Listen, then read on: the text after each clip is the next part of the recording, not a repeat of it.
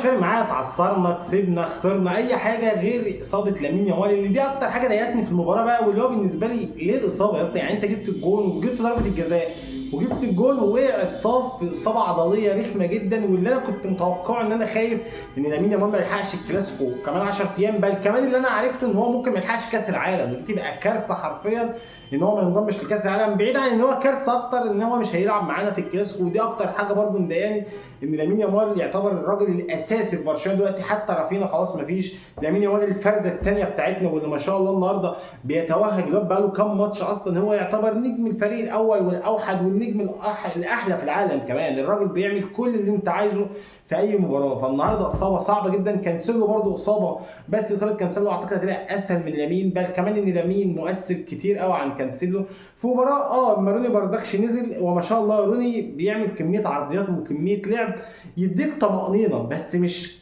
كلاسيكو. يعني انت كمان 10 ايام برشلونه ريال مدريد، فدي عايزه لاعب تقيل زي لامين يامال، اللي انا بقول اتمنى يرجع في خلال 10 ايام دول يلحق يلعب حتى شوط في الكلاسيكو، عشان المباراه تبقى مهمه جدا لريال مدريد ان هي عايز تكسب ماتش زي ده. وطبعا مهمه لبرشلونه ان هي تعزز الصداره ويبقى الدوري من نصيبنا، وبطوله تطلع بيها السنه دي بعد ما خرجنا من دوري ابطال بالطريقه الوحشه اللي طلعنا بيها دي. فان شاء الله لامين يامال يلحق يتعافى شويه. مباراه النهارده المكسب متامن من قبل ما لامين يطلع اصلا. بقول لك روني بردخش لاعب مبشر حرفيا، بس مش هو اللي هتعتمد عليه زي لامين يامال.